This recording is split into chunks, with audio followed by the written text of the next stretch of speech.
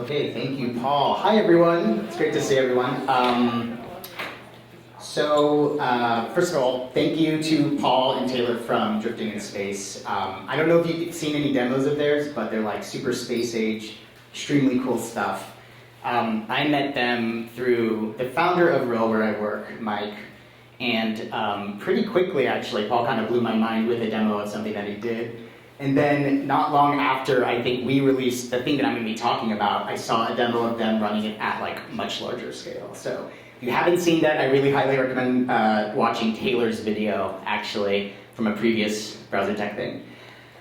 So I'm Hamilton. I'm going to be talking about Rill Developer today, and maybe just a little bit about myself. Currently, I'm the head of application engineering. I don't know what that actually is, but I'm building the application layer basically for Rill. And I joined back in January of last year. Prior to that, I was at Mozilla as a staff data scientist and kind of like a data tool person. I worked on a lot of like zany projects. The last like maybe meaningful project, or maybe one relevant to this group, was the iodide project, which I started with some friends at Mozilla in 2017.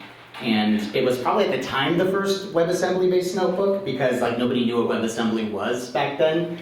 And we just sort of like caught all the right currents at the right time and like got Matplotlib running in the browser effortlessly, and it was super cool stuff. So that kind of gave me the taste for trying to make things kind of beyond what I knew how to do in the browser. So today I want to talk about something that's on everyone's minds. It's probably the most relevant thing, probably the most like major breakthrough, most foundationally world-changing technology. We all know about it. I think we're all terrified that it's going to make our jobs completely obsolete. That's right. I'm talking about dashboards. Dashboards, everyone hates them. I'm pretty sure everyone hates them. Data teams hate them. They take forever for them to make. They spend all this time trying to make their stakeholders happy. I'm sure you've probably encountered these types of dashboards where you put together your data pipeline, you spend all this time designing it, picking the chart. By the way, this is a Midjourney. It is actually AI. I think the prompt was people crying at a Financial Times series in the style of Hieronymus Bosch. So that's what I got. It's not quite Hieronymus Bosch, but it's pretty cool. Anyway. Yes, data teams, I think they actually hate them too, because they spend all of their time trying to make them, and the stakeholders are underwhelmed. It's like, okay, this doesn't really answer the questions that I actually have. Stakeholders also hate it. If you think about it from their perspective, somebody from the data team comes to a meeting over Zoom, and they collect all these requirements, and then they like disappear for a few weeks. And they come back, and they show a dashboard, and it's like, okay, that's great. That answered my questions from like 3 weeks ago, but I now have 10 adjacent questions, and I can't answer them in the dashboard that you gave me. So something is clearly off about the ergonomics of dashboards. It's broken. And I think there are a lot of ways in which they're broken, but I think a lot of them are actually downstream from something, which is they're slow. Everything is slow in data work. If you've ever spent time in a Jupyter notebook or running something in a big data database, it takes a long time to actually process data. Dashboards are often served from data warehouses. For some reason, we've agreed that this is the right way to do things. That takes forever. It takes anywhere from seconds to minutes for something to load. The whole process just feels totally broken. And that's basically what Rill is trying to solve. So Rill makes this very highly opinionated, conversation-fast kind of undashboard that people will actually use.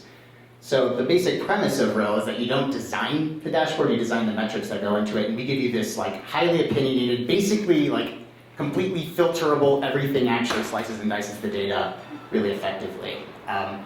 This is what Mike Driscoll, the founder of Rill, showed me back in, I don't know, November of 2021, and I'm like, holy crap, that's amazing. I've never seen anything quite like that. I've built data tools. It's always painful. I've never been able to do anything even remotely like this before. I want in on this story. So I think that this is actually one of the best kept secrets in analytics. It's a really simple interface, but it's actually incredibly cool. But the main issue, I think, is it's really hard to get data into one of these dashboards, because dashboards are at the end of the journey, right? There's all of these steps to actually take things from data to dashboard. And so the process of actually making a dashboard, or really making any data artifact, is slow as hell, right? The whole process is like totally broken. So this is BigQuery console. I'm sure people have seen it before. There's a run button kind of tucked away at the top left. And BigQuery is amazing. Like, I got into data a long time ago, kind of in the MapReduce era, and you couldn't just like write a query, wait 10 seconds or a minute or whatever, and actually get a massive result set back. I think it's incredible what BigQuery does. But it's also, it takes a while, right? It takes several seconds or minutes for something to actually run. And I think that's fine, because BigQuery has to do a lot of things for the user. But I think because the query interface is so adjacent to the task of figuring out what to do, people end up using it for data analysis. And I think that's where things kind of go wrong. And it's true of a lot of these types of tools, right? Like, the thing that is responsible for generating the artifact also has to be responsible for the huge amount of exploratory data analysis as well. And so something about it is a little bit off, like the ergonomics here are off.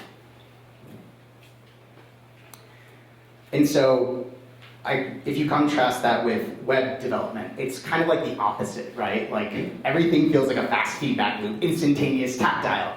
So this is the Svelte REPL. I'm a fan of Svelte. If you're not familiar with it, it's kind of like React, but just different. And in the Svelte REPL, you have an editor on the left side, and on the right side, it just renders whatever you're doing.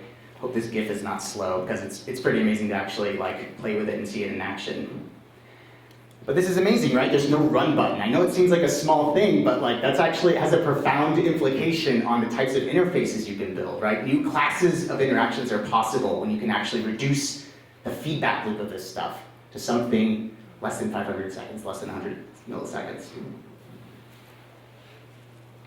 So that brings me to Rill Developer, the thing that I've been, sorry. I decided to put everything on one slide here. But the Rill Developer, it's kind of a halfway between an IDE and an analysis tool that transforms data tables into Rill dashboards. It's powered by DuckDB because speed is, it basically has to be as fast as the dashboards that got me to work at Rill in the first place. But it also does a bunch of other things as well. So you essentially are, and I'll show a demo so you'll see it in action.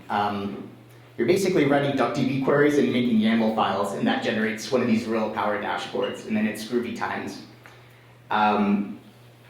That's actually, I think, pretty important because typically most BI layers aren't like point-and-click interfaces and not something that you actually generate code. So you can't check it into GitHub, can't do CI/CD, all the sorts of like nice things that you get when you have basically code files that determine your entire BI layer. I don't think it's actually like super relevant, but I'm sure I'll get a question. The backend is in Go and the front is in SvelteKit. That's not super relevant, but I think that one part that is that we actually build a single binary that you can run pretty much anywhere. That's been really cool. So some of the first feedback we actually got from Rill Developer when we released was, hey, I'm trying to run this in a Docker container. That's part of like a whole other stack at the end of a big dbt DAG. I just want to like look at tables and dashboards, and we thought like, whoa, that's not what we intended for. So, and that's largely because we have this nice, simple binary to do things. So the vibe of Rill Developer is it's localhost first. If you have a laptop, actually you can try it right now. It's not that many characters to type. And basically, if you just run this curl command, you have Rill Developer actually running.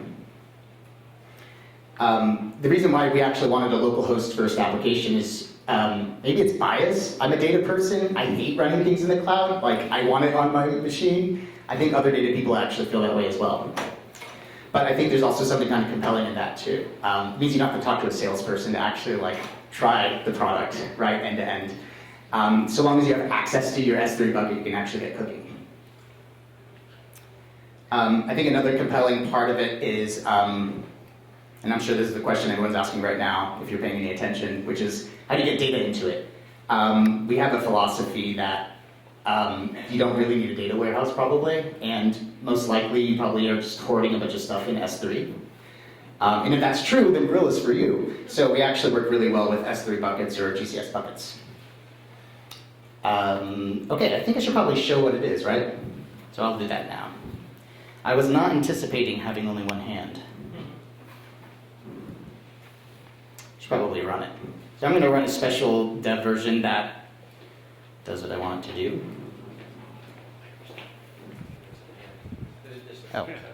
Oh, thank you. Yes. We'll see how this works. I used to be a musician, so I like to think I have good mic technique. But I don't, probably. I'll talk a little bit, thanks. Okay, so let it do its thing here. Sorry, but also there's a lot of pixels here, so I tried to blow it up before.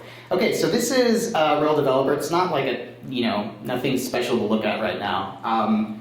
And the basic concepts of Rill Developer are pretty straightforward. You have sources, you have models, which if you're from the DBT world, you're probably familiar with that. They're just SQL select statements. I think if you know things at the SQL select level, you can use Rill. You can use Rill Developer. And then there are dashboards, which is the fancy thing that you can slice and dice in a million ways. So sources, we essentially support Google Cloud Storage, Amazon S3, HTTPS, and also just local files. I'm terrified to give demos that require a network connection, so I'm just gonna find a file instead. Okay, so I even made a special little directory just for this talk. So I'm going to show a data set that lots of people show when they actually are showing off dashboards, which is a 311 calls data set, or tickets. So 311 calls, for those of you who aren't familiar with it, many people in San Francisco probably have the app on their phone, but essentially it's something that you want the city to clean up or do that's not like an emergency, it's not 911.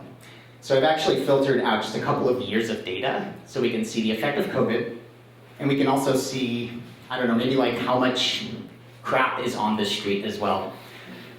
So it's not a ton of data. I think that Rill Developer does pretty well at a certain level of data. When I first started this project, basically, it was cooking at 5 million rows, which is really impressive, I thought. I'm going to show something much smaller right now, because I'm terrified of the computer gods. So I'm just going to go ahead and drag in this data set, and processes it, and boom, gives me something very simple. So this is a data source. This is just a local file, but you can also connect this to S3. And you see some things that you're probably used to seeing. You see a big table. Okay, wonderful. Of course, it's a data tool. I would expect to see a table. But you also see just tons of little graphs on this side as well. Now, these are all the columns of the data set. And actually, there's a lot going on behind this one piece. So essentially, you see a lot of tiny charts and a lot of numbers. So on the far right, you see the percentage of the columns that are null. Something very simple to show, but for some reason data tools don't show this. I don't understand why. I'm always asking, how empty is my data set? How empty are the columns? Because a big part of this kind of work is actually figuring out if your data is crap. And for some reason, the tools simply don't support that. I don't know why. So something I would love to see in more tools. We also have a very opinionated way, basically, of sorting the columns. So in this sort of task, I'm actually quite interested in the type. So by default, I'll show the timestamps first, then numeric columns, and then I'll sort basically string columns actually by cardinality, right? Because something that I'm actually looking for is whether or not I need to transform certain columns so that it's actually useful for building a dashboard of some kind. So you'll see here, you see that closed right here. Closed is really big, right? It's only 600,000, rows and basically 492,000 size. The cardinality only 492,000 here for close, which makes a lot of sense because if you look at it, it's like just a bunch of date strings, so clearly it's the wrong type. This is something that I barely did anything to actually begin to get these sorts of insights. So when you click on one of these, you actually get basically a detail, right? And you want to really answer the stupidest possible questions, like what are the top values of any given column. Stuff that seems really obvious, but usually when you do this kind of data work, you're doing it in a Jupyter notebook or something, you have to run a ton of cells to actually do it. Why aren't we just doing it for people? I don't understand. It doesn't make a lot of sense. Things get more interesting with some of the other types. So if you look at any timestamp column, I think this is relevant, we actually essentially estimate the time grid that makes sense to roll up and show to the user. And this is probably something, can you hold my mic for a second while thanks. Okay, so one thing that you can actually do with this is find things that are kind of anomalous. So it really makes it easy to actually scrub and zoom across this sort of count star over time. So as you can see, opened, kind of whatever, that makes a lot of sense. One thing that's kind of interesting already, I think we had a question did COVID affect the number of 311 calls or tickets or whatever? And the answer looks like probably. If you see here, 2000, when was shelter in place here? Is it March 15th or something like that? Nobody likes to remember it, but I think that's right. Anyway, you see this massive drop basically in open tickets, so didn't have to do much to actually pull out an simple insight like that. And honestly, anytime I have a timestamp column, this is the question that I actually want to answer. So able to find that out pretty quickly. If you look at updated, similar sort of thing. You see weird spikes basically. So there's tons of things that actually aid in exploration. These types of graphs are pretty foundational actually if you want to make a tool that's good for data analysis and for transformation.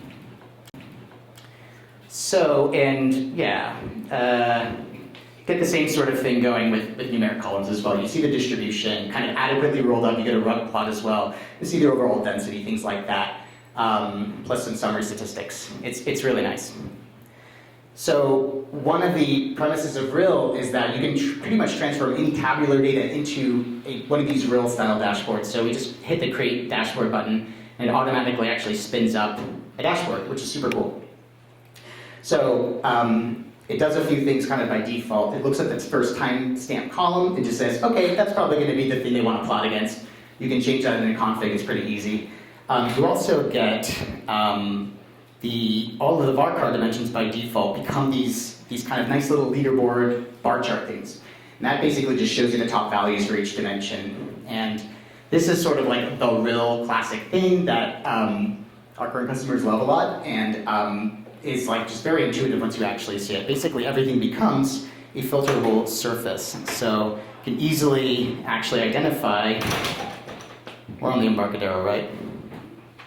Cool, so filter by the Embarcadero. You see the same COVID effect in the graph. That seems pretty likely. Request details. Okay, the top, they're going one ticket is scooters, request for service. So apparently people are like just abandoning their scooters.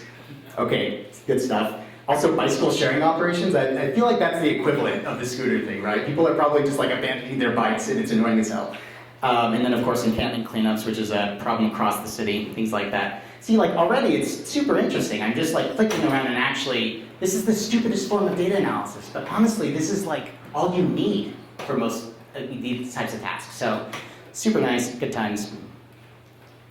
I feel like I could probably just spend all my time on this dashboard, but I probably should. So, what happens when you click that Create Dashboard button? It actually does two things. You don't quite have the navigation really figured out, but it creates a model and it creates the dashboard. It creates the SQL, creates the YAML, SQL plus YAML equals dashboard, simple equation. The model is, I think, probably the first thing that I did at Rill. And I joined in January of last year and I was like, what the hell am I going to do at this company? And then I thought, let's make a cool SQL interface. So this was the outcome of it. Essentially, much like the spell REPL, the idea is that as you type, things just happen. This is going to be really hard to show right now, actually. Do you want to drive while I talk? Okay, cool. This is Marissa, our product manager, and honestly, way better at this than I am. She used to be a data scientist at Mozilla. Okay, so I think the thing I'm kind of curious about is that close column. Do you see that close column down there? Okay, so there's close and then there's updated. Do you think we can like parse the close column and make it a timestamp? Sure. Which is like strp time, probably in .db. Oh, so the SQL, it's .db SQL. If you know Postgres, you mostly know it. It's pretty awesome. If you're not familiar with .db, I highly recommend checking it out. It's basically SQLite, but for analytics. And it's sort of like the reason for the season. It's so super fast, and it makes a lot of these types of queries pretty much effortless. So I'm putting Marissa on the spot by having to write SQL in front of people, which everyone loves. That would be M-D capital Y. Yeah, do you want to trade actually? Okay. Okay, I'm going to try this out. Wow, I see what you mean. This is hard. M-D capital Y, I-M-S, probably P. Did that work? Hey, all right. Oh, not quite. M-D-Y-I-S-P. I don't think the function's right. Oh, that's definitely not right. Okay, strp time. Hey, all right. We should probably do star as well. Okay, so parse that. I'm going to go ahead and just do select star, comma, and get all the other columns as well. Excellent. See, it's kind of nice. There's no run button. I'm just typing and things happen. And I'm not saying it's perfect. It's not quite like the spell REPL. But from a computational complexity point of view, I'm going to have to do so much more to make this actually happen, right? The whole reason why I wanted to see this, now I have to do it instead of move on with this presentation. I'm pretty certain, yeah, see those two graphs look pretty much the same, right? They look very similar. So I bet you most updated tickets are they just close it, right? So there's probably the same timestamp. That'd be my guess, but I probably shouldn't go too far down this rabbit hole. I want to talk about some other things. So that's the basic premise of Rill and Rill Developer. The dashboard is the endpoint. That's the thing of value. That's the thing that you'll ultimately want to share with people. But to get there, you have to get through this messy middle of data analysis.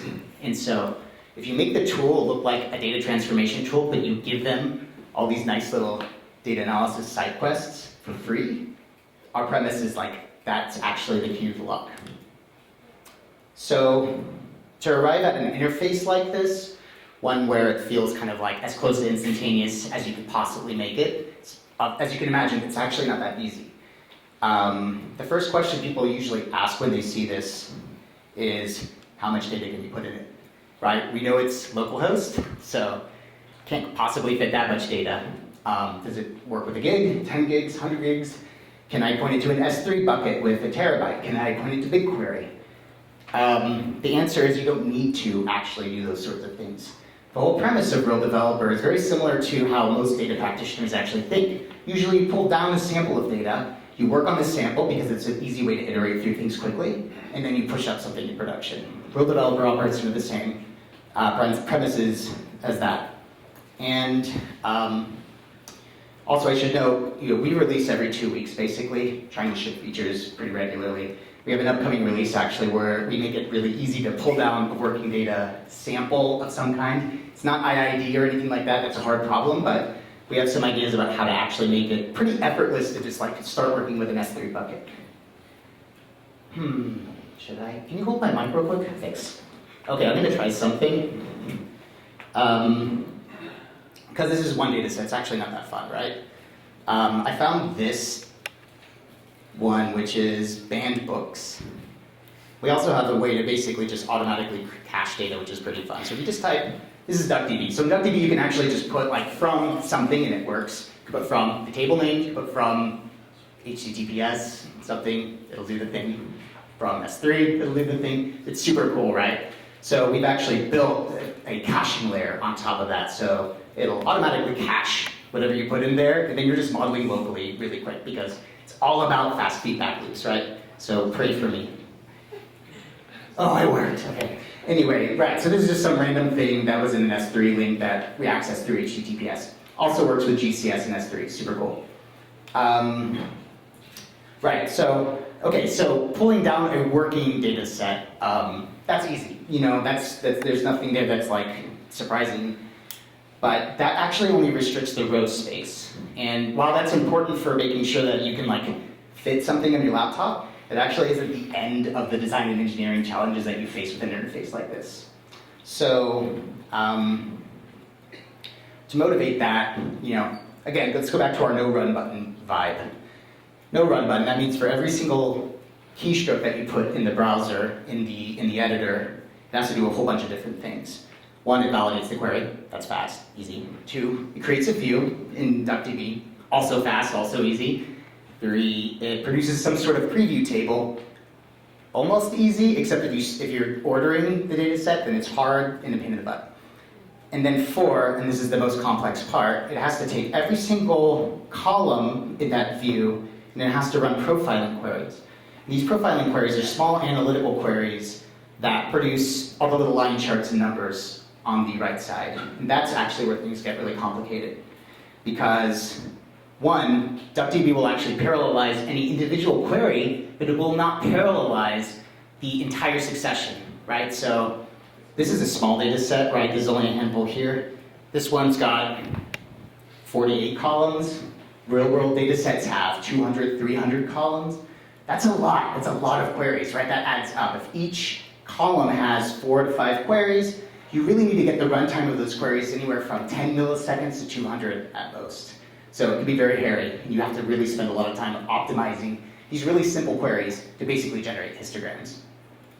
So that's thing 1. And thing 2, I guess, as well, which is the queries have to be fast. Thing 3 is you could actually see the real constraint in making an application like this work well. It's actually in the column space. It's not in the row space. Easy to sample rows, impossible to sample columns. That's where the meat of the analysis actually is when you're thinking about what to transform. So this is the real constraint of Rill Developer, I think. It's actually columns. Having too many columns becomes really, really complex.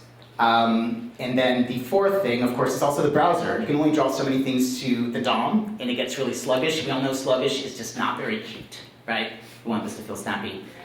There are a few liberating constraints as well. Human perception.